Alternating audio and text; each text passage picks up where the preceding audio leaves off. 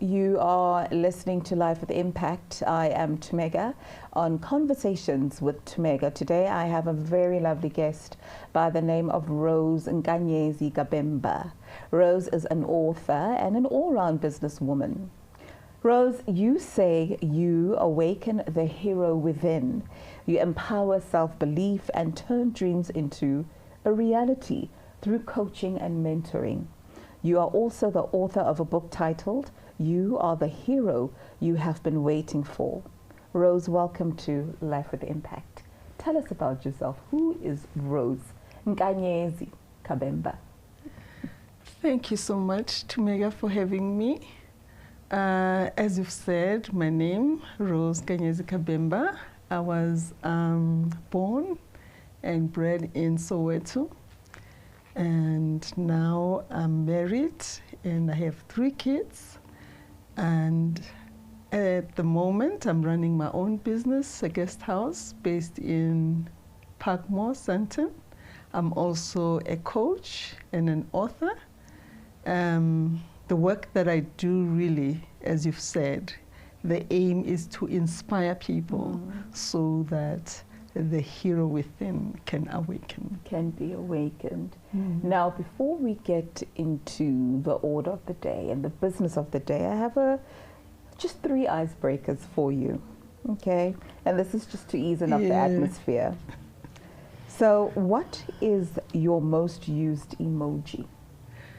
My most used emoji is hearts. Oh.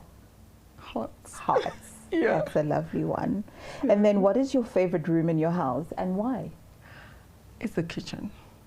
Because most of the time my kids are in their rooms and then we have our meals in the kitchen. So our kitchen is a gathering place.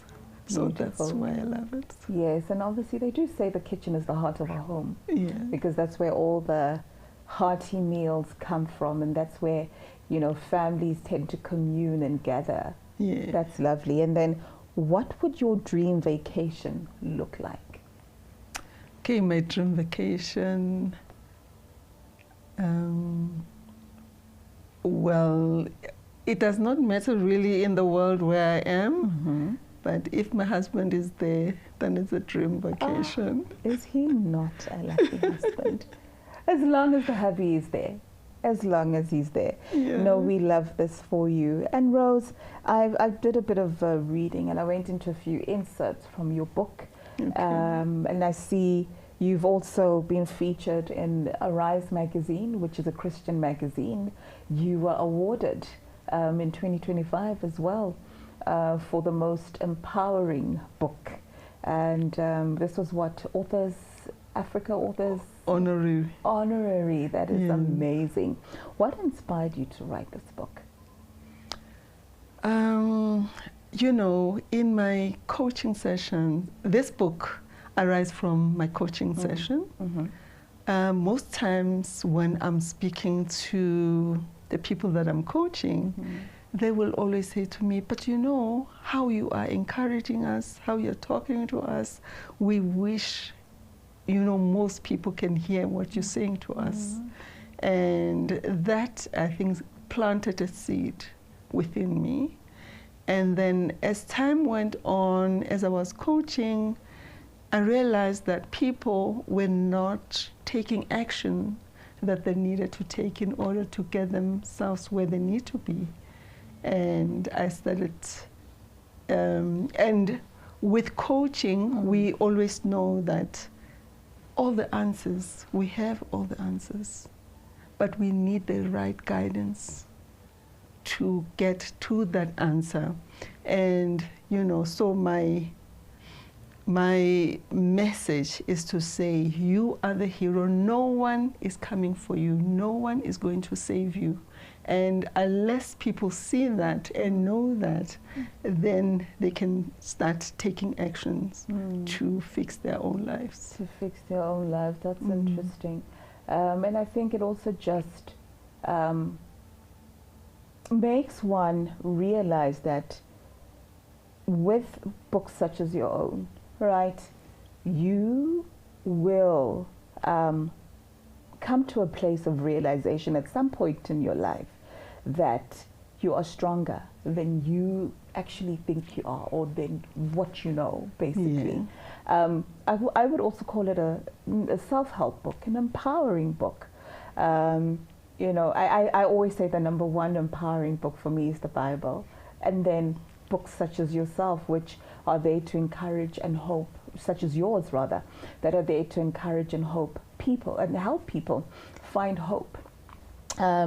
Because I mean, we're living in a time where so many people are looking for answers outwardly. Yes. Okay. They always think that whatever I'm looking for to complete me is outward. But then we don't realize that there's so much inner work that plays a big role when it comes to fulfillment, when it comes to living your purpose, when it comes to coming to a place of solace and peace and knowing who you are and what you're here for, right? Inner work. Tell us about that, because I see you have delved into it, that it all starts from within. Yes. Colleague, you know, in life, people always want material things, but material things never really fill in that longing within us to be complete. Because as people, we have to grow first, you know. I always give an example. I say, if you look at some of the shows we have had on TV, like Blow It, if you do not grow first, whatever you are going to use to get, you are going to abuse. You know, you can see even with the current situation, Madlanga Commission, that external things never really fulfill a human being. Sure. You know, the more we get, the more we want. True. But if you can have inner peace, inner satisfaction, that has a possibility of fulfilling you. Yeah. Wow. You are speaking about what is happening in the current state of our affairs in the country currently. And we're looking at all these prominent figures who are in policy-making decisions and leadership positions. And with this particular commission that you've mentioned, I don't want to go into politics, but I just want the viewers to know where I'm going, that they, from someone outside looking in, you think they have acquired so much. You know, they've been put on pedestals. They're running offices that are steering the ship when it comes to where South Africa should be moving. But then this commission comes, and then you realize that, oh my goodness, these people are broken. There's so much that is lacking. They're so devoid of so many values and principles. And this speaks to a bigger problem. And it addresses the fact that, and I think it also just seals the notion that material outward things are not what should build you. Everything comes from within, and it starts with God. Yes, it does. I always say it starts with knowing who God is, first and foremost. I mean, there are people who are looking for answers in all the wrong places. They're turning to substance abuse, hoping to fill up whatever void is within them. And instead it leads them to a road of destruction. And this then is very telling of the fact that a life that is void of God and His presence is a life that is empty. You know, there's philosophers, scientists will tell you this and that and the other. But the Bible, I always go back to the written word of God. And that is where all the answers are. Knowing who you are in Christ. Knowing who you are first and foremost. Yeah.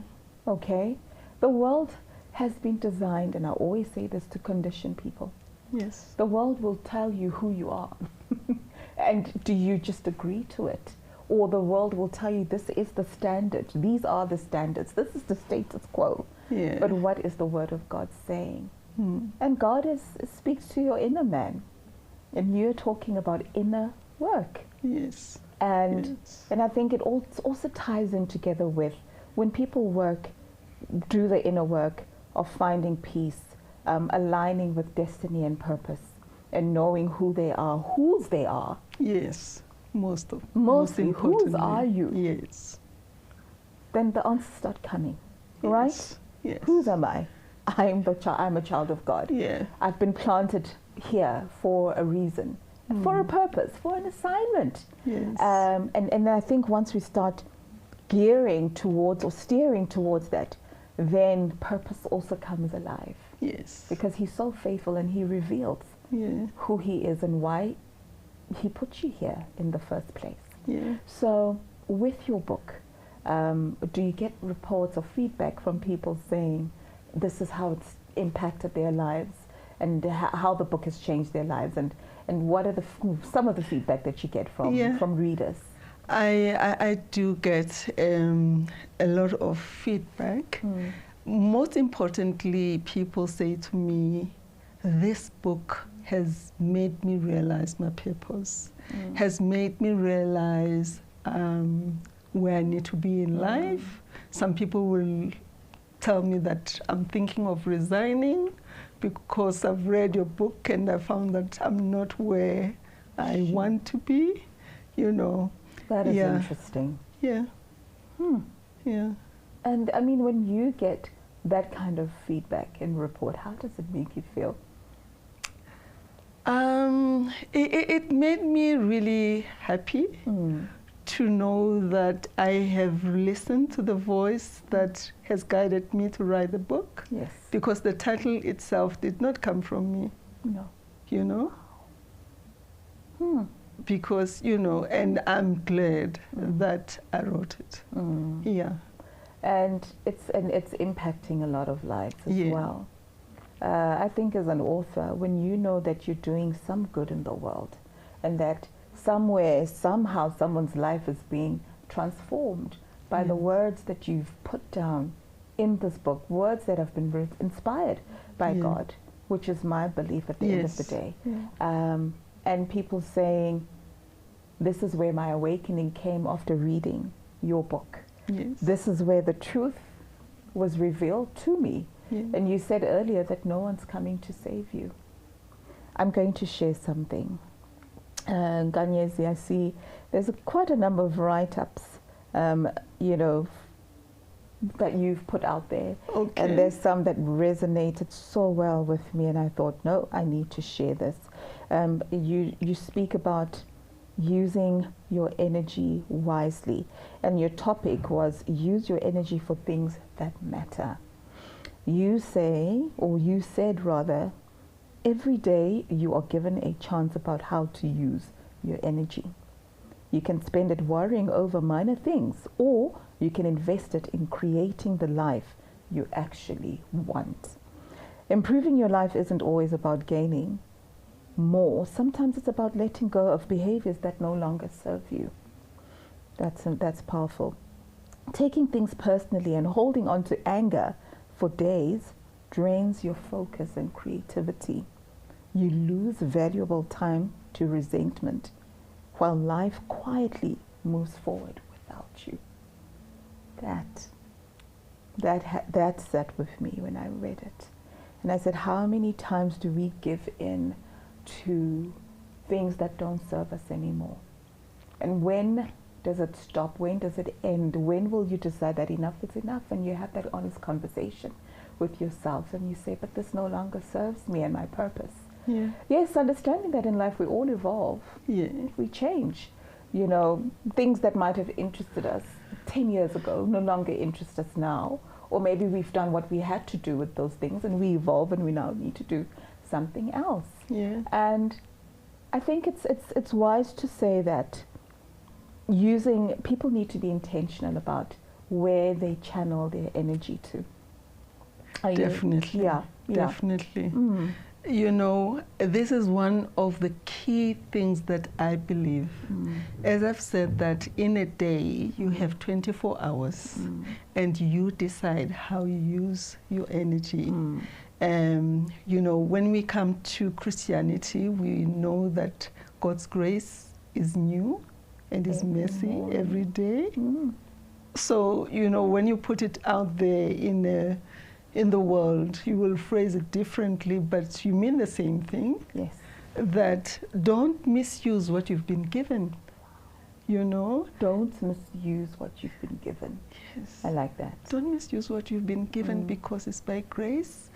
And, you know, I always say to people, you don't have to fight every battle that you've been invited to, you know, and you don't, you know, if you stop being petty and realizing that sometimes someone, maybe your colleague, can come at work and they're not in a good mood, don't let that affect you. You have a choice of how to respond. True. Because there's a difference in responding and reacting. Responding is choosing how you are going to respond to this situation.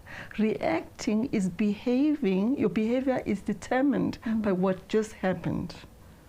So when you are a reacting person, anyone can use you, you know, because you are reacting. If someone is angry, you become angry, and then your life always revolves around the situation, the circumstances. But people who respond, they rise above the situation, you know. That is such an interesting analogy. And then I also say, how you respond determines whether the situation is going to be better or worse. True. Yes. Sure. And I like that. How you respond determines whether the situation is going to turn out better or worse. Yes. And there's a saying, I can't quite remember the percentage, but they'll say life is maybe 90%, no, life is 10% what happens to you and 90% how you respond to what happens to you.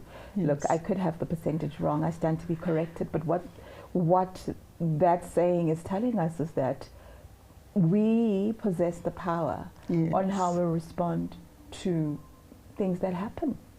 Certain things are definitely not within our control. Yes. And also, life will teach us in the process. Yes. So, you know, lessons will not always be pleasant and hunky-dory, for lack of a better term. Yes. Sometimes they're painful and crucial because they're teaching you life's deepest and hardest lessons. Yes.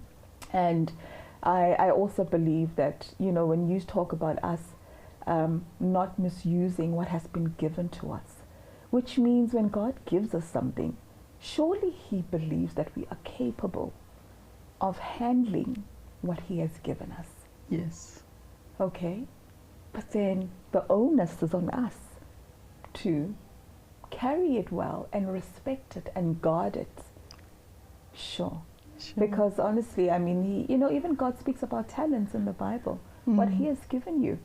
To the man who had 5 talents, if you don't use them, He will take those talents and give them to someone else who uses them. Exactly. And I mean, it's needless to say that each and every one of us has a purpose. Each and every one of us are not, no one's here by mistake. Nobody is an error. Very true. And we're here for a sole purpose. Yeah. You know, at times I'd read and I'd Google and I'd research. People have different meanings to what purpose is. Some people will say, we are here for lessons. We're on assignment. Okay. You know, God decides that you're here for a season. And once that's done, then He calls people to glory. You know, He calls you back. So it's so deep. But like I say, it's found in God. Yes. And with let's go back to, let me not babble a lot. Let's go back to your coaching. Yeah. You said consciousness coaching. What is consciousness coaching? Please define that and break it down if you don't mind. I've heard about life coaches. Yes. But a consciousness coach. Okay. I think consciousness coaching really focuses on raising people's self-awareness. Okay. Because I believe that transformation, change starts with self-awareness. You cannot change something within yourself if you're not aware of it. You know? Yeah. True. So you find that in life, as people, we mostly have the same kind of problems, same kind of situations. It comes from lack of self-awareness, because if we have self-awareness, then in any situation, you get to see, okay, what was my role in it? How did I contribute? And most of the time when people want a situation to change, they're always looking outwards to say, how can my boss change? How can my husband change? How can my children change? And forget that if they change, the equation is going to change. If they change, the equation is going to change. So self-awareness really is the awakening of the self to be conscious and to be intentional about your life, about the things that you do, and to see how what you do, what you say, impact your life and others around you. Yes. Jeez. You know, it's interesting because I was talking to a friend, and I said, you know, we need to have conversations, even with our offspring, make them understand from a younger age, from as young as they can, you know, they can possibly articulate or comprehend things. And you say, listen, we're in life, we're not here to just float about. And that we're here for deeper and bigger reasons. You know, you're not here just to be pretty or just to be, this is a friend of mine, I need to put it out there, who said, you know what, THUMEKA, I had to sit my husband and my son down, and I said, I'm not just here to be your wife and to be your mom. She said she had reached a point where I think it was just maybe that inner voice telling her that, nudging her to come to a point of realization that, madam, actually, you're here for so much more than this, for what's bigger than you. I know they say certain things are relative. What purpose to one is different. We all have a different. Your purpose is different from mine. Let me put it in that manner. Our journeys are so different.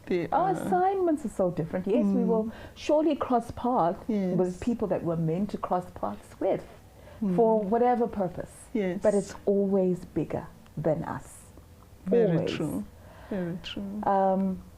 When you are speaking and coaching, are you coaching people in the corporate setting, or is it students, young people, old, or does it really not matter? Do you have a niche, or do you just speak to anybody that's ready to have their lives transformed for the better? Okay, so usually I coach people in entrepreneurial space, but individuals as well, and corporate.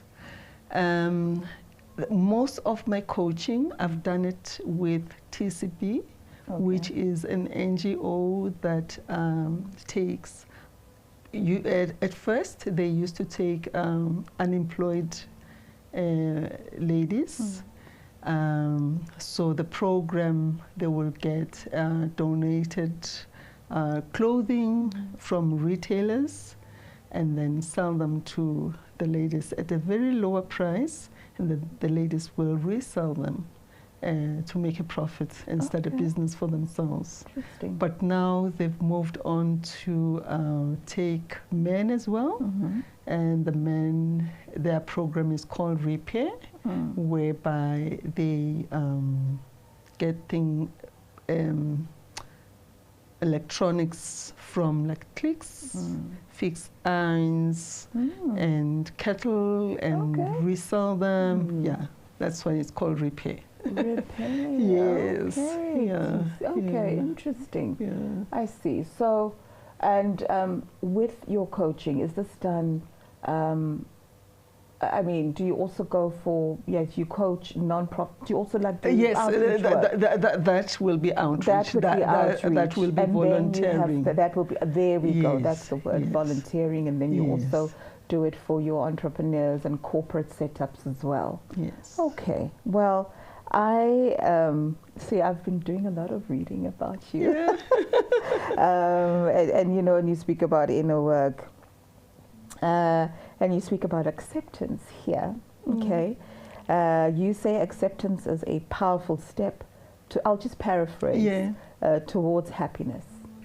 Holding on to the pain of not being loved the way you needed as a child can wear you down.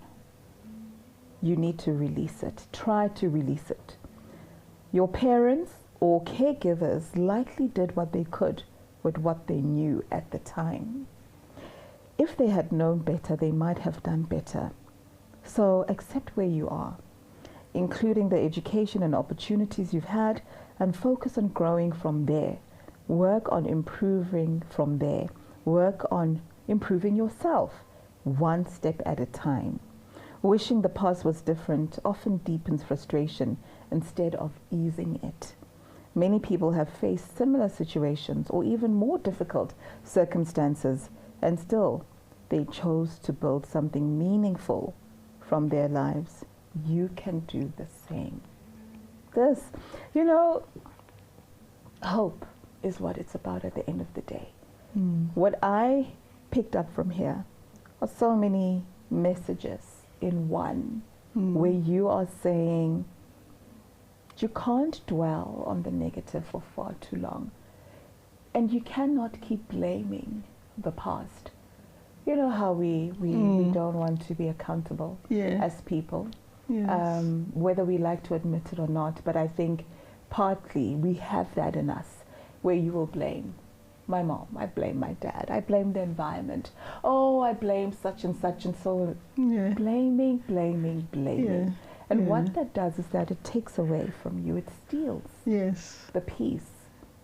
And it also steals the possibility of you fixing it. Because if it is somebody who messed up, then why should you fix it? Because it's not you. Oh, wow. And for me, the greatest gift that God has given us is choice. That is so profound. There are people who will look at their situation and feel defeated.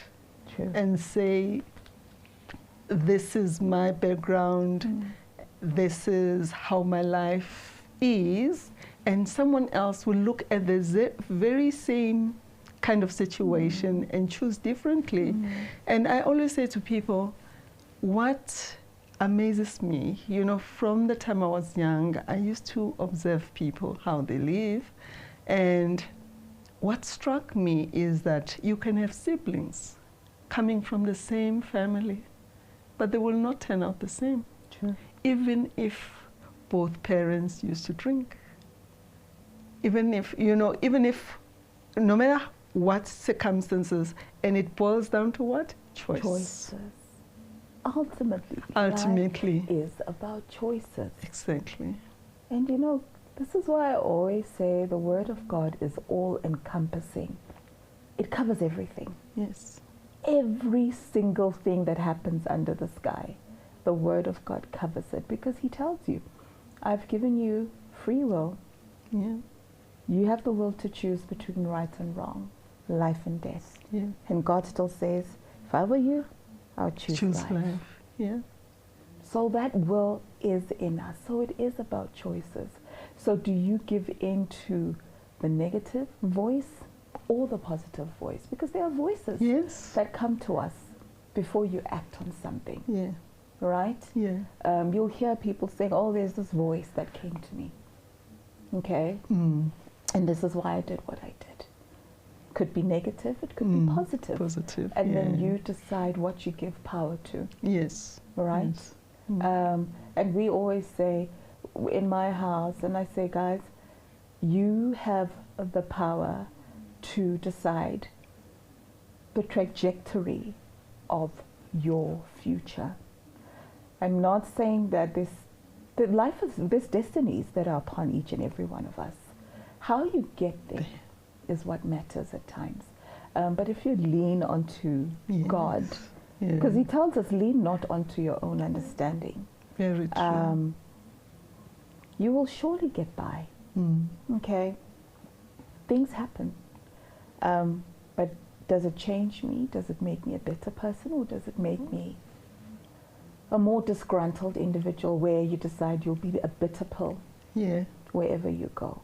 So it is about choices. Yes. And your advice as well to the young people. I always like going to the young people because I'm seeing, you know, when you read statistics, our youth is faced with so much.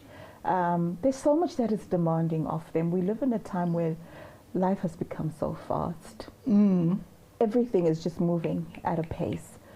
Achieve, you know, get this, become that by a certain age.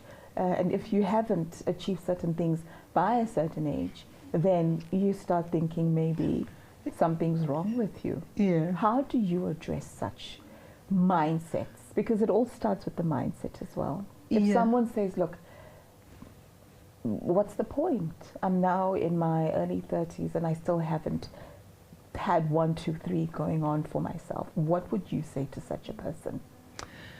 There's a saying that I had someone said, saying that it is better to develop your character before you develop your competency, you know. And that leads to the inner work of working with your inner being and being directed by God in shaping you to be the person that you need to be. And then also when you get to the workspace, as you excel in your workspace, you will do that with integrity, you know, and you will stick within the values that you've been shaped by your community, either your home, your church, you know, where you're coming from.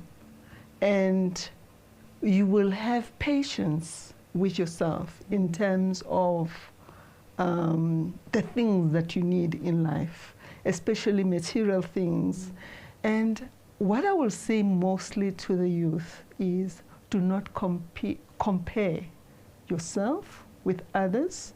Do not compete, because what is different between them and us now is the social media, where our youth think that everything they see on social media is the truth, is real. That's the truth. I like you that. know? Yes. And then you see your friend, maybe they've gone out and taking photos. But what is interesting about social media is that we get an imbalanced view of life. It's very rare where we see people crying, where we see people sad. People always take photos and videos when they're happy, you know. What is interesting also, what I've seen, I was at my house, I always see like mothers passing with their small kids, taking photos outside my garden, you know. And for someone who doesn't know, will think, oh, that's her house, you know. So there are many things, like people going in the mall, taking photos in front of other people's cars and things like that. You haven't met a friend in a while, you see them standing next to this flashy car, you think it's theirs, and then you start feeling bad about your own progress, about something that is not even there. Yes. You know? Sure.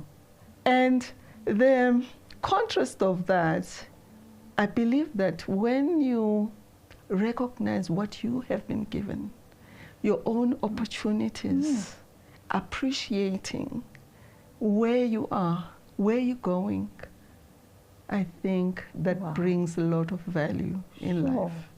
Yeah. Wow. And also practicing gratitude. You have just come in with one of my favorite words, gratitude. We'll talk more about it after this, the end of our first segment. And then when we come back, we'll go into our second segment. And I want us to just speak about gratitude a bit. Okay. So